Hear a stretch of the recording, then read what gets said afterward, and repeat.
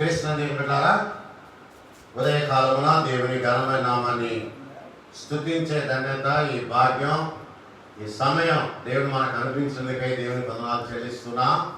దేవుని మహా కృపను బట్టి ఈ 40 దినాల పునరుద్ధాన దినాల్లో, పునరుద్ధాన మహిమలో, పునరుజ్జీవ కార్యక్రమాలు దేవుడు జరిగిస్తూ మనందరినీ కాపాడిన దాన్ని బట్టి మొట్టమొదటిగా మనం దేవునికి కృతజ్ఞతాస్తుతులు, స్తోత్రాలు చెల్లించాలి. ఎందుకంటే 40 దినాల దీక్షలో, మహిమలో దేవుడు మనందరినీ పాలి భాగస్థులుగా చేసి ఆయన కరుణ కటాక్షములు మనపైన ఉంచి మనం దీవించిన దాన్ని బట్టి దేవునికి మనము కృతజ్ఞతాస్తుతులు, స్తోత్రాలు చెల్లిస్తున్నాం. దేని బిడ్డారా, గమనించండి, ఈ 40 దినాల మహిమ దినాలలో ప్రభువైన యేసు క్రీస్తు వారు ఒక్కొక్కరిని స్థిరపరిచి, బలపరిచి, ఆత్మతో నింపి ఆత్మకార్యం జరిగించాడు.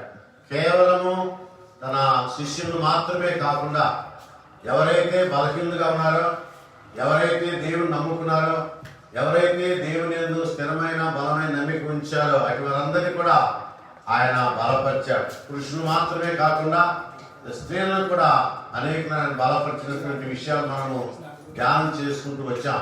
నేను బిడ్డలారా, గమనించండి, ఈ ఉదయకాలమున ప్రభువైన యేసు క్రీస్తు వారి ప్రశస్త నామమున మీ అందరికీ హృదయపూర్వక వందనాలు తెలియజేస్తున్నాను.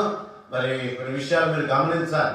మనము ధ్యానంలోకి వెళ్ళక ముందు కొన్ని విషయాలు గమనించాలి. మొట్టమొదటి విషయం ఏంటంటే, ఈ 40 దినాల పునరుద్ధాన మహిమలో దేవుడు 40 మందిని ఆయన బలపరిచాడు. ఈ దినం చివరి వ్యక్తిని మనము ధ్యానం చేస్తాం. అంటే ఈ రోజుతో ఆయన మరి ఒక్కొక్కరిని బలపరిచి ఈ 39 దినాలు ఒక్కొక్కరిని దేవుడు బలపరిచాడు. రేపు రేపు ఆహారోడు దినం ఆయన శిష్యులందరినీ బేతనీ వరకు తీసుకుని వెళ్ళి వారిని ఆశీర్వదించి ఆయన పరలోకమునకు ఆరుడయ్యే మహాసుదినం. అందుకని ఈ రోజుతో ఈ 39 దినాలు, ఈ రోజుతో ఆయన 30 మందిని బలపరిచాడు, స్థిరపరిచాడు, ఆత్మతో నింపాడు. అందుకని రేపు ఆశీర్వాద దినం. ఎందుకంటే శిష్యులందరినీ ఆయన ఆశీర్వదించాడు. శిష్యులు మాత్రమే కాదు, మనల్ని కూడా ఆయన ఆశీర్వదించే దినం రేపు మీరందరూ కూడా ఈ లైవ్లో ఎందరైతే దేవుని మహిమాత్మై పాల్గొని పొందుతున్నారో వారందరూ కూడా రేపు లైవ్లో మీరందరూ కూడా త్వరగా సిద్ధపడి లైవ్కి రావాల్సిందిగా మీకు మనవి చేస్తున్నాం. ఎందుకంటే ఈ లైవ్లో ఈ 40 దినాలు దేవుడు ఒక్కొక్కరిని బలపరిచిన విధానం బట్టి దేవుడు మనల్ని కూడా ఆయన బలపరిచి, స్థిరపరిచి తన ఆత్మతో నింపుతాడు, ఆత్మకార్యం జరిగిస్తాడు. అందుకనే మీకు నేను ముందుగానే విషయం తెలియజేస్తున్నాను. రేపు ఆయన ఆరోహణ దినం, అంటే తన శిష్యులను ఆశీర్వదించి బలపరిచి పరలోకానికి వెళ్ళే మహాసుదినం. అటు సుదినంలో ఈ లైవ్లో ఎందరైతే దేవుని వర్తమానం విన్నారో వారందరినీ దేవుడు బలపరిచే రోజు, వారందరినీ స్థిరపరిచే రోజు, వారిని వారి కుటుంబాలను దేవుడు ఆశీర్వదించే మహాసుదినమని రేపటి దినాన్ని గురించి మీకు నేను తెలియజేస్తున్నాను. కనుక దేవుని బిడ్డలారా, గమనించండి, రేపు మహా సుదినం, ప్రాముఖ్యమైన దినం, ఆశీర్వాదకరమైనటువంటి ఆనందదాయకమైనటువంటి మహా శుభదినం. కనుక రేపు చాలా ప్రాముఖ్యమైనటువంటి దినం. రేపు మనం అందరం కూడా లైవ్లో దేవుని యొక్క ఆశీర్వాదాలు పొందు నిమిత్తం ప్రేమతో దాన్ని ఆహ్వానిస్తున్నాం, అందరినీ ప్రేమతో ఆహ్వానిస్తున్నాం. రేపటి కోసం మీరందరూ కూడా ప్రార్థన పూర్వకంగా సిద్ధపడి రావాల్సిందిగా ప్రత్యేకంగా మీ అందరికీ నేను మనవి చేస్తూ ముందుగానే మీకు నేను ఈ విషయాలు తెలియజేస్తున్నా. కనుక గమనించి గ్రహించి రేపు మీరందరూ కూడా ప్రార్థన పూర్వకంగా సిద్ధపడి దేవుని ఆశీర్వాదాల కోసం ఎదురు చూడవలసిందిగా మీ అందరికీ నా హృదయపూర్వకంగా నేను మీకు మనవి చేస్తూ వందనాలు తెలియజేస్తున్నాను. మరి రేపటి కార్యక్రమాన్ని దేవుడు దీవించినట్లు, మరి ఇతర కార్యక్రమంలో మనము ముందుకు సాగుదాం. దేవుడు తన కార్యాలు జరిగించినట్లు మరి శుద్ధాత్మ దేవుడు సహాయం చేయగాక. ఆమేన్. ప్రార్థన చేసుకుందాం. పరమంద ఆశ్రయుడా, ప్రేమ తండ్రి, సమయం నాయన మీ సాన్నిధ్యంలో చేరి మీ ఘనమైన నామాన్ని స్తుతించే ధన్యత, ఈ భాగ్యం, ఈ సమయం అయ్యా మీరు మాకు ఇచ్చినందుకై మీకు వందనాలు, స్తుతులు, స్తోత్రాలు చెల్లిస్తున్నా. అయ్యా ఈ దినం ప్రభువా చివరి దినం నాయన, చివరి వ్యక్తిని మేము జ్ఞాపకం చేసుకుంటున్నాం. రేపు మహాసుదినం. అయ్యా, మీరు ఒక్కొక్కరిని ఆశీర్వదించినటువంటి ఆశీర్వాదకరమైన దినం రేపు మేము అయ్యా మీ సాన్నిధ్యంలో జ్ఞాపకం చేసుకోబోతున్నాం. కనుక ఈ దినం మేము జ్ఞాపకం చేసుకుంటున్నా ధ్యానిస్తున్న వ్యక్తిని అయ్యా మీరు మాకు అనేక విషయాలు తెలియజేస్తున్న పగది కార్యాలు మాకు తెలియజేసి మహిమపొందమని, మీరు మాతో ఉండే కార్యక్రమం జరిగించమని యేసయ్య నామమును బట్టి ప్రార్థన మీకు సమర్పించుకుంటున్నాం తండ్రి. ఆమేన్, ఆమేన్. కృష్ణదేవి బిడ్డారా, ఈ దినం మనం దేవుని మహాకృపను బట్టి ఇలాగ కూడుకొని దేవుని స్తుతించే ధన్యత దేవుని మనకి ఇచ్చినందుకై దేవునికి వందనాలు చెల్లిస్తున్నా. ఈ దినం మనము పరిశుద్ధురాలైనటువంటి వెరోనికయ అనే స్త్రీని మనం జ్ఞాపకం చేసుకుంటున్నాం. ఆమె పరిశుద్ధురాలని రాయబడింది. ఆమె పేరు వెరోనికయ. వెరోనిక గురించి మనం ధ్యానం చేస్తున్నాం. కనుక చివరి దినం రేపు 6వ దినంలో మనం ప్రవేశిస్తాం. ఈ చివరి దినం 39వ వ్యక్తిని మనం జ్ఞాపకం చేసుకుంటున్నాం. దేవుని బిడ్డలు గమనించండి, 39 మంది వ్యక్తులు ఆయన బలపరిచి స్థిరపరిచి ఆయన ఆరోహణమైనట్టుగా దేవుని బిడ్డలు జ్ఞాపకం చేసుకున్నాం. కాబట్టి చివరి దినం బిగింపుగా ఉండాలంటారు పెద్దలు. అందుకనే ఈ చివరి దినం చాలా ప్రాముఖ్యమైనటువంటి సుదినం. రేపు ప్రభు ఆయన యథేచ్ఛగా స్వేచ్ఛగా ఆయన వచ్చిన కార్యాలన్నీ కూడా నెరవేర్చాడు కనుక తండ్రి దగ్గరికి వెళ్ళే మహాసుదినం రేపని జ్ఞాపకం చేసుకున్నాం. కాబట్టి ఈరోజు పరిశుద్ధురాలైనటువంటి వెరోనికను మనం జ్ఞాపకం చేసుకున్నాం. ఈ వెరోనిక విషయంలో దేని బిడ్డలు గమనించండి, బైబిల్ ఆధారాలు కొన్ని ఉన్నాయి. అంతకంటే ముఖ్యంగా చరిత్ర ఆధారాలు చాలా ఉన్నాయి. చరిత్ర ఆధారాలు గమనించండి. మొట్టమొదటి ఆధారం ఏంటంటే పిలేట్ యొక్క అపోక్రిఫ గ్రంథం యొక్క చుట్టలు. ఆనాడు పెపైరస్ అనే చుట్టలు ఉంటవి. కాబట్టి మొట్టమొదటి విషయం పిలేట్ యొక్క అపోక్రిఫ గ్రంథముల చుట్టలు, దాన్ని ఆధారం చేసుకుంటున్నాం. రెండవ ప్రాముఖ్యమైన విషయం నికోదేము అపోక్రిఫ సువార్తలు సంపుటి, దాన్ని కూడా మనము పరిగణలోకి తీసుకుంటాం. మూడవ విషయం ఎడస్సాకు చెందినటువంటి అబర్కర్ అనే వ్యక్తిని మనం జ్ఞాపకం చేసుకున్నాం. అబర్కర్ అనే వ్యక్తిని జ్ఞాపకం చేసుకున్నాం. పాత పురాణంలో ఆయన అనేక విషయాలు రాశాడు. వాటిని గురించి మనం ధ్యానం చేద్దాం. దేని బిడ్డలు గమనించండి. 4వ ప్రాముఖ్యమైన విషయం మోర్సు పిలాత్ అనే పిలువబడే అపోక్రిఫ గ్రంథాలను బేస్ చేసుకుని ఆధారం చేసుకుని మనం ఈ దినము వెరోనికను జ్ఞాపకం చేసుకుంటున్నాం.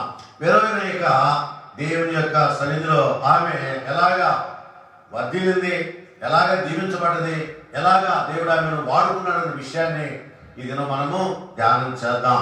దేవుని బిడ్డలా గమనించండి. ఎందుకంటే పై 4 చరిత్ర గ్రంథాలు ఆధారం చేసుకుని వెరోనికయ స్త్రీని మనము ఈ దినం ధ్యానం చేద్దాం.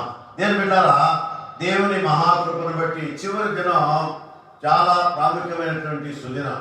ఎందుకంటే ఒక్కొక్కరిని దేవుడు బలపరుస్తూ స్థిరపరుస్తూ పురుషులను స్త్రీలను నమ్ముకున్న వారిని, ఆయన యందు నమ్మిక ఉంచిన వారిని, బలహీనులైన వారిని ఆయన బలపరుచుకుంటూ ఈ 39 దినాలు ఆయన కార్యాలు జరిగించాడు. 40 దినమున ఆయన పరలోకానికి ఆరోహణపోతుండగా ఈ 39 మందిని మనం జ్ఞాపకం చేసుకున్నాం. దేవుడు మనకిచ్చిన గొప్ప ధన్యత ఏంటంటే ఈ 30 దినాలు ఒక్కొక్కరిని మనం జ్ఞాపకం చేసుకుంటున్నందుకు దేవుని యొక్క మహాకృపను బట్టి దేవునికి స్తోత్రాలు చెల్లిస్తున్నా. అంత మాత్రమే కాదు, ఈ 39 దినాలు ఎక్కడైతే ఈ లైవ్ లో దేవుని వర్తమానం విన్నారో వారందరి పక్షమున దేవుడు తన కృప కుమ్మరించి ఆదరించే దేవుడు అన్న విషయాన్ని మనము ధ్యానపూర్వకముగా అర్థం చేసుకుంటున్నాం. కనుక దేవుని బిడ్డలారా గమనించండి. ఈ దినం ప్రత్యేకించి వెరోనికయ అనే వ్యక్తిని మనము ధ్యానం చేద్దాం. ఈమె యెరూషలేములో 1వ శతాబ్దంలో ఈమెను సెయింట్ వెరోనికయ అని పిలిచారు. వెరోనికే అని కూడా పిలుస్తారు. వెరోనికయ మరియు వెరోనికే అని కూడా పిలిచినట్టు చూస్తున్నాం. ఇది 1వ శతాబ్దంలో. అలాగే నికోదేము అపోక్రిఫ సువార్తను మనం గమనిస్తే పేరు బెరేనిక. బెరోనిక అని రాయబడింది. మొట్టమొదటిగా బెరేనిక్, రెండవది బెరోనికి అని రాయబడినట్లుగా చరిత్ర ఆధారాలు మనకు ఉన్నాయి. అది మాత్రం కాదు, పురాతన గ్రంథాలు చూస్తే మాసినోనియాలో రాయబడినటువంటి విషయాలు మనం గమనిస్తే ఈమెను గురించి ఎక్కువగా అక్కడ భక్తులు అనేక విషయాలు మనకు తెలియజేస్తున్నారు. అది మాత్రమే కాదు, లాటిన్ భాషలో ఒకసారి మనము ఆలోచిస్తే ఆమె విషయం ఒకసారి మనం ఆలోచిస్తే ఆమె పేరు వెరా ఐకాన్ అనే ఒక పేరుతో ఆమె పిలువబడినట్లుగా లేఖనాలు మనకు తెలియజేస్తున్నాయి. ఇవన్నీ రాసినటువంటి ఆధారాలని దేవుని బిడ్డలకు జ్ఞాపకం చేస్తున్న ఆధారం లేకుండా ఏది కూడా జరగదు. కాబట్టి రుజువులు అనేవి చాలా ప్రాముఖ్యమైన విషయం. ఎవిడెన్స్ లేకుండా ఏది కూడా జరగదన్న విషయాన్ని దేవుని బిడ్డలకు జ్ఞాపకం చేస్తున్నాం. అందుకని ఇక్కడ మనం గమనిస్తే 4 ప్రాముఖ్యమైనటువంటి గ్రంథాలను ఆధారం చేసుకొని మనము ఈ విషయాలు దేవుని మహిమార్థమై ధ్యానం చేస్తున్న విషయాన్ని మీకు నేను తెలియజేస్తున్నాను. దేవుని బిడ్డలు గమనించండి, ఇంతగా మరి దేవుని యొక్క మహాకృపను బట్టి ఇంతగా పేరు పొందినటువంటి ఈ స్త్రీ, ఈ వెరోనికయ అనే ఈ స్త్రీ ఎలాగా తన యొక్క జీవితంలో దేవుడు కార్యాలు జరిగించాడో మనము ధ్యానం చేద్దాం. ఒక ప్రాముఖ్యమైన విషయం ఏంటంటే, రోములో ఇప్పటి వరకు కూడా రోములో వెరా ఐకాన్ పరిశుద్ధురాలని ఆమె నిజమైన చిత్రము అక్కడ ఉన్నట్లుగా చరిత్రకారులు మనకు తెలియజేశారు. రోములో ఆమె పరిశుద్ధురాలని, పవిత్రాలని, ఆమె సెంట్ వెరోనికని రాయబడినట్లుగా చరిత్ర గ్రంథాలు మనకు తెలియజేస్తాయి. వీటన్నిటిని మనము ఆధారం చేసుకొని దినం దేవుని వర్తమానాన్ని విన్నాం, దేవుని మాట విన్నాం, దేవుడి యొక్క కార్యాలు ఎలాగ దేవుడు ఒక్కొక్కరిలో జరిగించాడో మనం జ్ఞాపకం చేస్తున్నాం. దేవుని బిడ్డలను గమనించండి. ఇప్పుడు మనం చూస్తే మరి ఈ పేరు కలిగినటువంటి వ్యక్తి లేక ఇలాగా చరిత్ర గ్రంథాల్లో తర్వాత అపోక్రిఫ గ్రంథాల్లో రాయబెట్టి ఈ వ్యక్తి ఎవరు? ఆమె గురించి మనకు సాధారణంగా మ్యాటర్ తెలుస్తుంది, ఆమె గురించి మనకు విషయాలు తెలుస్తున్నాయి, కానీ ఆ పేరు తెలియదు. ఒకసారి ఆలోచించండి, ఆమె పేరేం పేరు ఒకసారి మనం ఆలోచిద్దాం. గమనించండి, ఆమె ఇంతగా తెలియటువంటి ఆమె పేరు వెరోనికయ. మరి ఈమె పరిశుద్ధ లేఖనాలు ఎక్కడుంది, ఏ సువార్తలో రాయబడ్డవి అన్న విషయాన్ని ఒకసారి మనము ధ్యానం చేస్తే దేవుని మహాకృపను బట్టి కొన్ని ఆధారాలు చరిత్ర గ్రంథాలు మాత్రమే కాకుండా పరిశుద్ధ లేఖనాలు కూడా మనకు తెలియజేస్తున్నాయి. అయితే అక్కడ పేరు రాయబడలేదు, కానీ మనమందరం ధ్యానం చేస్తున్న విషయాలైతేమి, ఆయన గురించి మనము అనేక సార్లు విన్న ఆ విషయాలైతేమి, ఇవన్నీ ఒక్కసారి మనము ఆలోచిస్తే ఆ పేరు కలిగినటువంటి వ్యక్తి అనగా వెరోనికయ అనే పేరు అయితే మనకు బైబిల్లో ఎక్కడ మనకు రాయబడలేదు, కానీ ఆమె ఒక పేరుతో ధ్యానం చేస్తున్నాం అనేక ఆమె పేరుతో ధ్యానం చేసి ఆ పేరు ఏంటంటే రక్తస్రావ రోగి. హల్లెలూయా. మనందరికీ తెలుసు ఆ పేరు తెలియదు, కానీ ఆమె జీవితం యొక్క పరిస్థితులు, ఆమె స్థితిగతులు, ఆమె నడవడిక ఇవన్నీ కూడా మనం ముందుగానే అనేక సార్లు పరిశుద్ధ లేఖనం బట్టి మనం ధ్యానం చేశాం. కాబట్టి దేవుని బిడ్డలారా, ఈ ఉదయ కాలమున దేవుని ఘనమైన నామాన్ని స్తుతించుటకు దేవుడు మనకిచ్చిన గొప్ప ధన్యతను బట్టి వెరోనికయ అనే విషయాన్ని మనం జ్ఞాపకం చేసుకుందాం.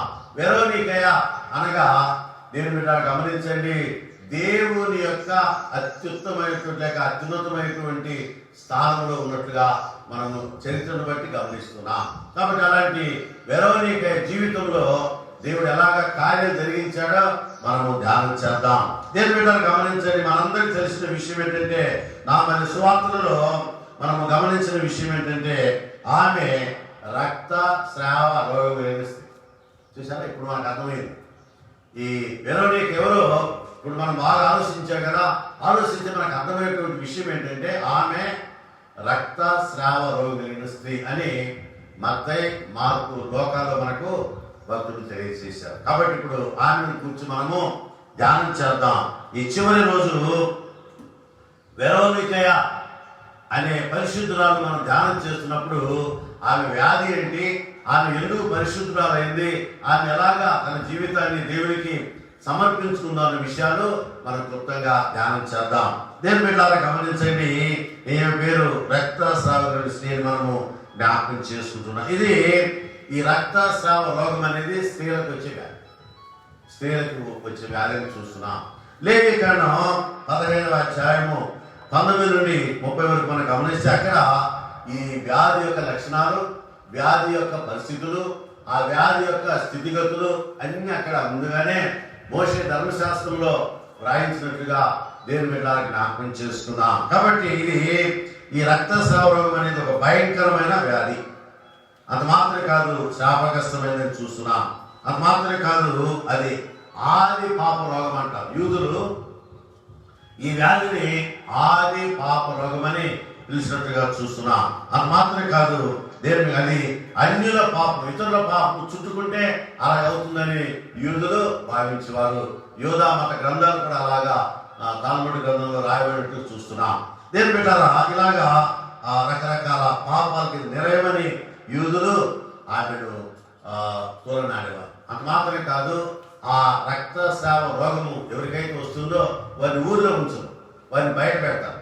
బయట పెట్టి వారికి కావాల్సినవి కూడా అక్కడికే పంపిస్తారు, కానీ వారిని లోపలికి రానివ్వరు. వారందరూ తిరిగే స్థలంలో తిరగనివ్వరు, అందరూ ఉండే స్థలంలో ఉండనివ్వరు. ఆమెను బయట ఉంచుతారు. అయితే దేవుని బిడ్డలారా, మనము ఇక్కడ తెలుసుకోవాల్సిన విషయం ఏంటంటే, ఎవరైతే ఆమెను ముట్టుకుంటారో వారు తమ బట్టలు తామే ఉతుక్కొని సాయంకాలం వరకు అపవిత్రులుగా ఉంటారు.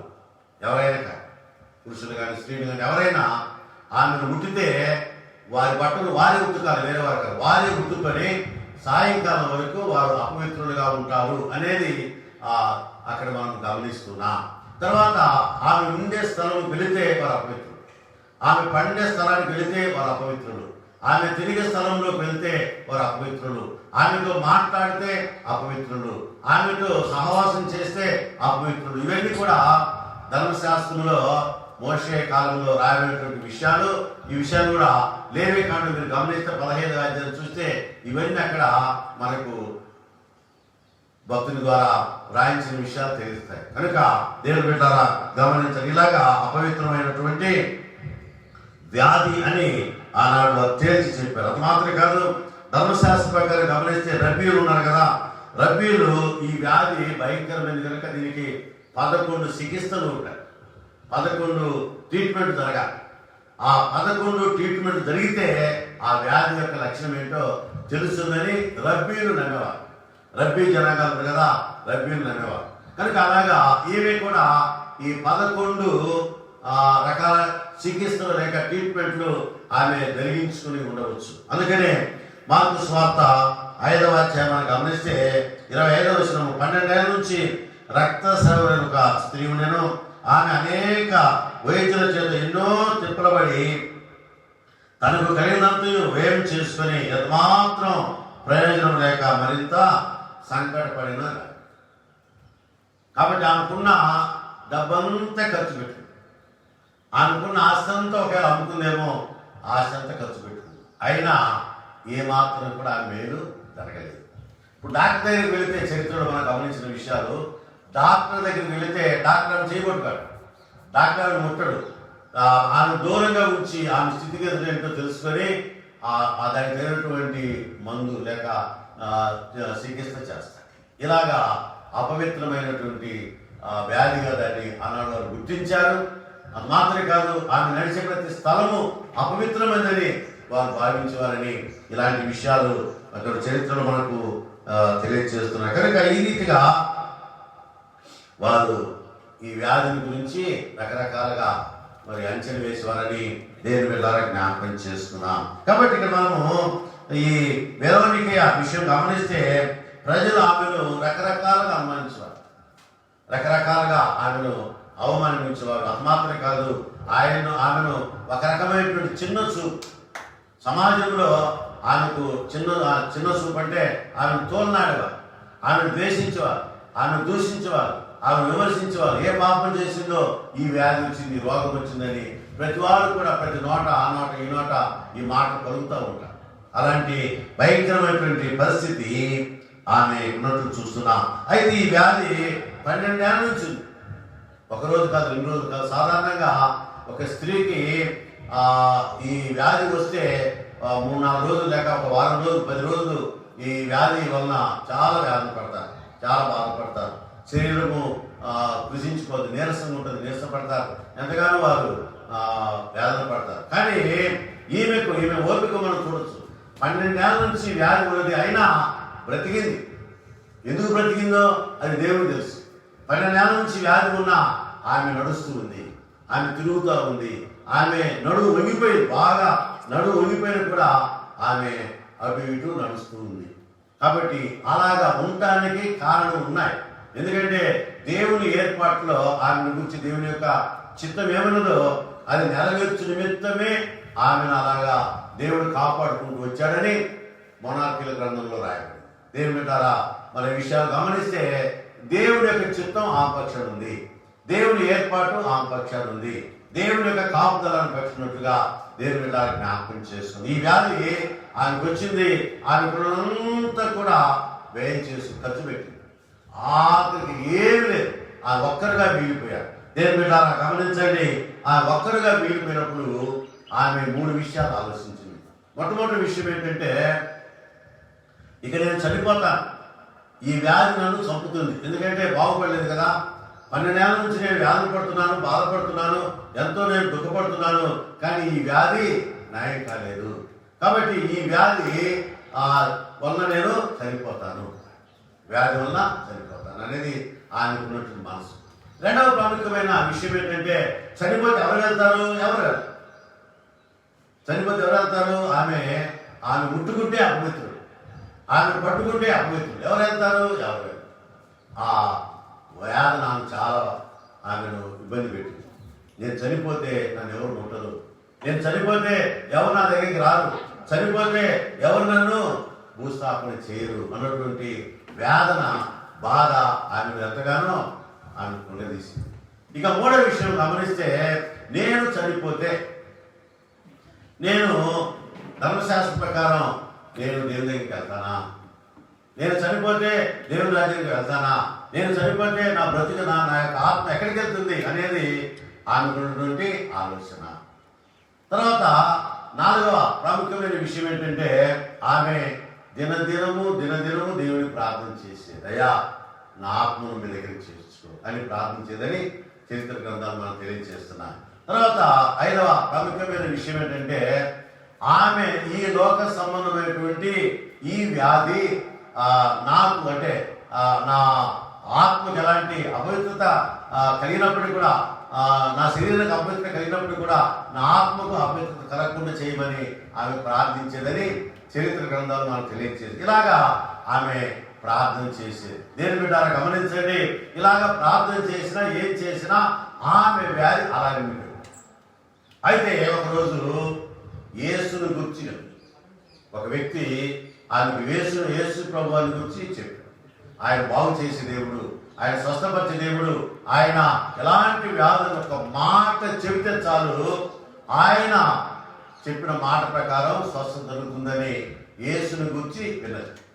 వినడం వలన ఏమైంది? ఆమెకు ఒక విశ్వాసం, వినడం వలన విశ్వాసం కలిగింది. నిజమే, 11 చికిత్సలు నేను చేశాను రబీల యొక్క ఆధార ప్రకారం, కానీ నాకు మేలు జరగలేదు.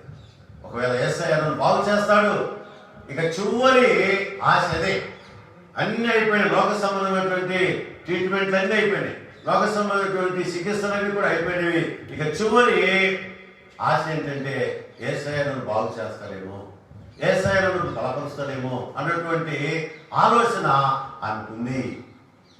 దేవుని బిడ్డలారా గమనించండి. అందుకనే ఆమె తీర్మానం చేసుకుంది. ఏంటి ఆ తీర్మానం అంటే, యేసయ్య నా దగ్గరికి రాదు. ఎందుకంటే ఆ వ్యాధి భయంకరమైనది. ఆమె ఇక్కడ ఉంటే దాదాపుగా ఒక 10 దూరం ఆ వాసన అక్కడికి అనేకులకు అది వ్యాపిస్తుందని వారు గ్రహించేవారు. కాబట్టి ఆమె వ్యాధి ఘోరమైనది. ఆమె బాధ, ఆమె దుఃఖం, ఆమె చింత నిజంగా ఆమె పొంగిదిస్తుంది. కనుక యేసయ్య దగ్గరికి వెళితే, యేసయ్య దగ్గరికి వస్తే ఇది వాసన పడుతుంది, వాసన సంబంధించింది, అందుకని ఆయన దగ్గర రావాల్సిన అవసరం లేదు. నేనే ఆయన వస్త్రం ముట్టుతా, అయ్యా నన్ను బాగు చేయమని ఆమె తీర్మానం చేసుకొని ఆ వస్త్రాన్ని ముట్టడానికి ఆమె సిద్ధపడినట్టుగా చూస్తున్నా. రెండవ ప్రాముఖ్యమైన విషయం ఏంటంటే ఆయన వస్త్రం ముట్టడం మాత్రమే కాదు, అనుకోవటం మాత్రమే కాదు, నేను వెళ్ళాలి. నేను వెళితే ఆయన ఎక్కడున్నాడో ఆ విషయం కనుక్కుని వెళితే అక్కడ నాకు మేలు జరుగుతుంది అన్న ఉద్దేశంతో ఆమె ఎదురు చూస్తుంది. తీర్మానం మాత్రమే కాదు, రెండవ విషయము ఎదురు చూస్తుంది. ఆమె దేవుని యొక్క పరిశుద్ధత ఆమెలో జరగాలన్న ఉద్దేశంతో ఆమె ఎదురు చూస్తూ ఉంది. ఒకరోజు యేసయ్య రానే వచ్చాడు. ఆ త్రోవలో ఆయన వెళ్తూ ఉన్నాడు. ఎవరికి చెప్పలేదు యేసయ్య దగ్గరికి వెళ్తానని ఎవరికి, ఎందుకంటే ఆమె బాధ అనుకుంది, ఆమె వ్యాధి యొక్క తీవ్రత అనుకున్నది. ఎవరికైనా చెప్తే ఆమె ఏమంటారో, రానివరేమో, అడ్డు పెడతారేమో అన్నటువంటి ఆలోచన ఆమెకు ఎంతో ఉంది. ఎవరికి చెప్పకుండా నడుము వంగిపోయింది, నిలబడలేదు, చక్కగా నిలబడలేని పరిస్థితి, నడుము వంగిపోయింది. ఆమె వంగి నడుముతో మెల్లమెల్లగా ఎవరికి తెలియకుండా, ఎవరికి చెప్పకుండా ఆమె జనసమూహంలో ప్రవేశించింది. జనసమూహం అనేక మంది అక్కడ ఆ ప్రభువును చుట్టుముట్టున్నారు. వారందరిలో ఆయన వస్త్రం చెంగిపోయి అట్ట కాదు. అంతే, ఎప్పుడైతే ఆమె తీర్మానం ప్రకారం, నమ్మకం ప్రకారం ఎప్పుడైతే ఆ వస్త్రం చెంగు ముట్టిందో, ఆయన పై వస్త్రాన్ని ముట్టిందో, వెంటనే గమనించండి వాక్యంలో, వెంటనే ఆమె రక్తధార కట్టెను. దేవుని స్తోత్రం. హల్లెలూయా, హల్లెలూయా, హల్లెలూయా. 12 నెలల నుంచి వ్యాధితో బాధపడుతుంటే వెరోనికయ ఆయన వస్త్రం ముట్టగానే వెంటనే ఆమె రక్తధార కట్టిపోయింది, ఆగిపోయింది, బ్లీడింగ్ ఆగి.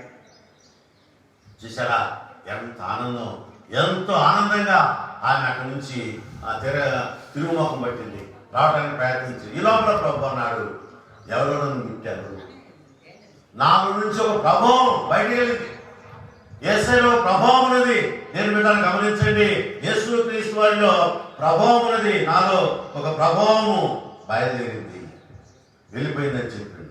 శిష్యులందరూ అన్నారయ్యా, అనేకులు ముట్టుతున్నారు కదా, ఎవరేం చెప్పామేమంటే, లేదు, నాలో నుంచి ఒక ప్రభావము బయటికి వెళ్ళింది, అది ఏదో నాకు తెలియాలి అని ప్రభు పట్టుదల అడిగినప్పుడు భయపడిపోతుంది, ఉనికిపోతుంది. అయ్యో ఎలాగ చెప్పాలి, ఎలాగా ప్రభు దగ్గర రావాలి? వ్యాధి అయితే నయమైంది, బాధ అయితే తీరిపోయింది, బ్లీడింగ్ అయితే ఆగిపోయింది, కానీ ఎలాగా నేను గమనించండి. ఈనాడు కూడా అనేకులు బాగుపడతారు కానీ దేవుని దగ్గర సాక్ష్యం చెప్పడానికి వెనుకం చేస్తారు. అనేకులు మేలుకొలుతారు కానీ దేవుని కృతజ్ఞత చెప్పడానికి వెనుకం చేస్తారు. దేవుని ద్వారా అనేకులు బాగుపడతారు కానీ ప్రభు దగ్గరికి వచ్చాయా నేను బాగుపడ్డాను అని చెప్పడానికి అనేకులు భయపడతారు. అదే స్థితి ఇక్కడ జరిగింది. ప్రభు అడగగానే ఆమె ఆలోచించి ఏమవుతుందో వణిగిపోతుంది, ఎంతగానో ఆమె బాధపడుతుంది. అంత మాత్రమే కాదు, దేవుని బిడ్డలు గమనించండి, అక్కడ ఆమె దేవుడి కార్యం చేశాడని చూస్తుంది. ప్రభు గమనించండి, ప్రభు ఏం చేస్తున్నాడు, ఆ కార్యం చేసిన ఆమెను కనుగొనవాలని ఆయన చుట్టూ చూశాను. ఆయన కనుదృష్టి అక్కడ పడది. ఎవరో చూద్దాం, ఆమె ఎవరు? ఎందుకంటే ఆయన నుంచి ఒక ప్రభావము బయటది. ప్రభావం అంటే శక్తి, పరిశుద్ధాత్మ శక్తి, పరిశుద్ధాత్మ కాపుదల ఆయన చుట్టూ ఎప్పుడు లేదు కనుక ఆ శక్తి బయట. ఆమె ఎవరో చూడాలని ఆయన మర్చిపోలేదు, ఆయన చూస్తున్నాడు. ఆయన కనుదృష్టి చుట్టూ పాల చూస్తుంది. ఇక తట్టుకోలేక ఇక ఎలాగైనా ప్రభు నన్ను కనుక్కుని ఆశీర్వాదం జరిగినని వెలిగి భయపడి వణుకుచు వచ్చి ఆయన ఎదుట సాగిలపడి తన సంగతి అంతా చెప్పి, దేవుని స్తోత్రం, హల్లెలూయా, హల్లెలూయా. దేవుని బిడ్డ గమనించండి, ఆమెకున్నటువంటి పరిస్థితి చెప్పినట్లుగా దేవుని బిడ్డ జ్ఞాపకం చేసుకున్నాం. అయ్యా నా పరిస్థితి ఇది, నా స్థితిగతులు ఇవి అని ఆమె ఏకలు పెట్టి అవన్నీ కూడా ప్రభువుకు చెప్పింది. దేవుని బిడ్డలా గమనించండి, ప్రభు అవన్నీ విన్న తర్వాత ఆయన అన్నాడు, చూడండి గమనించండి, అందుకు ఆయన, కుమారి నీ విశ్వాసం నిన్ను స్వస్థపరిచను, సమాధానం గలదానమై పొమ్ము, నీ బాధ నివారణై నీకు స్వస్థత కలుగును గాక. ఆమేన్. ఆమె వచ్చి తన విషయమంతా ప్రభు దగ్గర సాక్ష్యం ఇచ్చింది. అయ్యా నా బ్రతికి ఇలాంటిది, నా జీవితం ఇలాంటిది, నేను ఇలాగ బ్రతికాను, అందరూ ద్వేషించారు, అందరూ దూషించారు, అందరూ విమర్శించారు, ఇదిగో నా వ్యాధి ఇక్కడ నయమైంది, నా వ్యాధి, నా బాధ తీరిపోయింది అని ప్రభు చెప్పినప్పుడు ప్రభు కూడా ఎంతో ఆనందించాడు. ఆనందించి చూసారు, కుమారి నీ విశ్వాసం నేను స్వస్థపరిచి, చూసారా, నీ విశ్వాసము నేను స్వస్థపరిచింది అని చెప్పినప్పుడు ఎంతో ఆనందపడింది. దేవుని బిడ్డ గమనించండి. అది మాత్రమే కాదు, ఆమె నమ్మకం చాలా గొప్పది. శారీరక ఆ సంబంధమైనటువంటి నమ్మకం కాదు, ఆత్మీయ నమ్మకం. ఆత్మీయంగా ప్రభువులను నమ్మిక ఉంచింది. ఆమె మేలు పొందినట్లుగా దేవుని బిడ్డ జ్ఞాపకం చేసుకున్నాం. నమ్మిక చాలా ప్రాముఖ్యమైన విషయం. అప్పుడు వెంటనే ఆమె తీర్మానం చేస్తుంది. ఏంటా తీర్మానం అంటే, అయ్యా ఈ రోజు నుంచి నేను సేవ చేస్తాను, ఈ రోజు నుంచి నీ దాసులుగా ఉంటాను, ఈ రోజు నుంచి నేను నీ పరిచర్య చేస్తాను, ఈ రోజు నుంచి నీకు ఉపశాంతం చేస్తానని ఒక మంచి తీర్మానం చేసుకున్నట్టుగా చరిత్ర గ్రంథాలు మనకు తెలియజేస్తున్నాయి. ఎందుకంటే ఆమె అప్పటి వరకు వివాహం కాలేదని కూడా చరిత్ర గ్రంథాలు మనకు తెలియజేస్తున్నాయి. కన్యగానే ఉంది, ఆమె కన్యగానే ఉంది. ఆ వ్యాధి వచ్చింది. ఆ వ్యాధి వచ్చేప్పటి నుంచి ఆమెకు వివాహము జరగలేదు. ఆమె దగ్గరికి ఎవరు రాలేదు, ఆమె ఎవరు విమర్శించలేదు, ఆమెను ఎవరు చూడలేదు. అందుకనే ఆమె తీర్మానం చేసుకుంది, ఇప్పటి నుంచి నేను బ్రహ్మచర్య వ్రతాన్ని ప్రారంభిస్తాను. ఈ రోజు నుంచి నేను అయ్యా నీ సేవ చేస్తాను, నీ చుట్టూ తిరుగుతాను.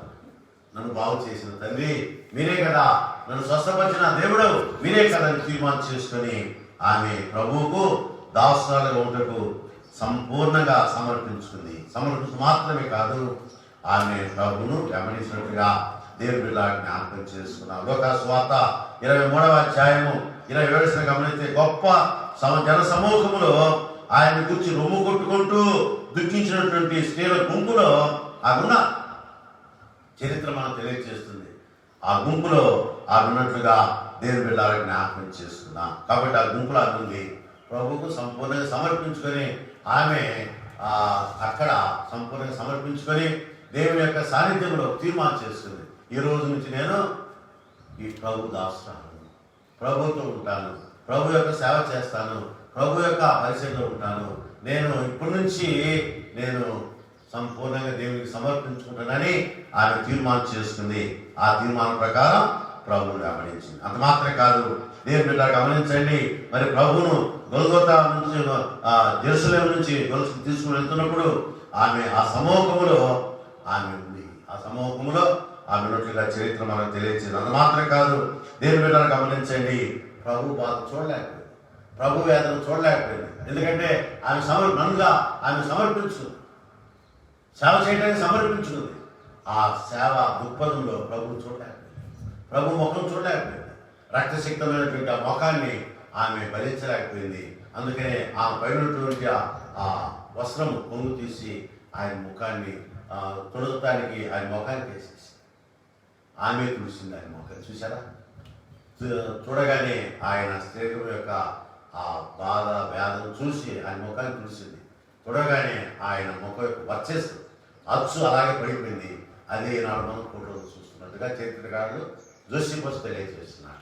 దేవుని బిడ్డలు గమనించండి. కనుక యేసు క్రీస్తు వారి యొక్క బాధ వేదన ఆ పరిస్థితుల్లో ఆయన ముఖం ఎలాగుంటుందో, ఆయన కార్చే కన్నీరు, ఆయన చెమట తో పాటు రక్త యొక్క బిందువులు అన్నీ కూడా ఆమె ఆ వస్త్రం పైన ముద్రించినట్లుగా చరిత్రకారుడు మనకు తెలియజేస్తున్నాడు. అందుకనే ఆ రక్తసిక్తమైనటువంటి ఆ ముఖం తెల్లబట్ట పైన అది చిత్రీకృతమైనట్టుగా చూస్తున్నాం.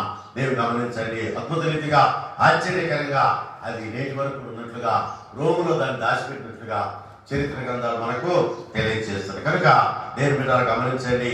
అందుకనే ఆమె పరిశుద్ధురాలుగా తీర్మానం చేసుకుంది, పరిశుద్ధమైన సేవ చేసింది. కనుక రోములో ఆమెను పరిశుద్ధ మాతగా, పరిశుద్ధ వెరోనికగా, పరిశుద్ధురాలుగా అక్కడ ఆమెను చిత్రీకరించారు. కనుక దేవుని బిడ్డలు గమనించండి. ఉదయ కాలమున నిజముగా రక్తసేవ రోగుల స్త్రీని గురించి ఎన్నోసార్లు మనము ప్రసంగాలు ధ్యానం చేశాం, అనేక సార్లు విన్నాం. కానీ ఆమె పేరు తెలియదు. ఇంతగా పేరే పేరు వెరోనికయ. దేవుని గమనించండి, వెరోనికయ రక్తస్రావ స్త్రీ. ఆ వ్యాధి బాగుపడది, ఆమె ప్రభు దాసురాలైపోయింది. ఈరోజు దేవుడు నిన్ను నన్ను మనందరినీ బాగు చేస్తున్నాడు, మనందరినీ బాగుపరుస్తున్నాడు, మనందరినీ స్వస్థపరుస్తున్నాడు. కానీ కృతజ్ఞత ఉందా, సమర్పణ ఉందా, సమర్పణ జీవితంతో మనం దేవునికి సమర్పించుకుంటున్నామా అనే విషయాలు మనము జ్ఞాపకం చేసుకోవాలి. మనం అందరం కూడా ఆలోచించాల్సిన విషయం ఏంటంటే, ఆనాడు వెరోనికయ స్వస్థత పొంది ప్రభు దాసురాలు అయిపోయింది. ఈరోజు నీవు నేను స్వస్థ పొందుతున్నా, ప్రభు దాసురాలుగా ఉంటున్నామా, ప్రభుని వెంబడిస్తున్నామా, ప్రభు సేవ చేస్తున్నామా, ప్రభుకు మనము ఆయన కుమార్తెగా ఉంటున్నామా అన్న విషయాన్ని నేను బిడ్డలారా ఉదయకాలం మనం జ్ఞాపకం చేసుకున్నాం. కాబట్టి ఆమె నిజముగా ధన్యురాలు. వెరోనికయ ధన్యురాలు. ఎందుకంటే ఆమె జీవితం అంతా పవిత్రంగా జీవించింది. పవిత్ర మాత అని పిలిచేవారు. పవిత్రమైన శక్తి ఆమెకు ఆవరించినట్టుగా చరిత్ర గ్రంథాలు మనం తెలియజేస్తుంది. ఈ రోజు వరకు రోగుకి వెళ్తే అనేకులు ఆమెను పునీత మాతగా, పూజ మాతగా ఆమెను ఆరాధిస్తున్నారని చరిత్రకారులు మనకు తెలియజేస్తుంది. కనుక దేవుని బిడ్డలు గమనించండి, రక్తస్రావ స్త్రీ పునీత మాతగా మారి ఆమె వ్యాధిపోయింది, ఆమె బాధపోయింది, ఆమె ప్రభు సమర్పించుకుంది, పునీతురాలుగా దేవుడు ఆమెను ఏర్పాటు చేస్తున్నారు. కనుక దేవుని బిడ్డలారా, మరి మీ జీవితం నా జీవితంలో ఈ చివరి దినములో అనగా యేసు క్రీస్తు వారు బలపరిచిన చివరి దినంలో, ముఖ్యంగా ఆయన మహిమ దినాల్లో చివరి దినంలో నన్ను బలపరచుటకు వెరోనికలాగా దేవుడు బలపరిచాడో, ఎలాగ వెరోనిక జీవితంలో దేవుడు కార్యం చేశాడో, అలాగే నీ జీవితం నా జీవితంలో కార్యం చేయడానికి సిద్ధంగా ఉన్నా.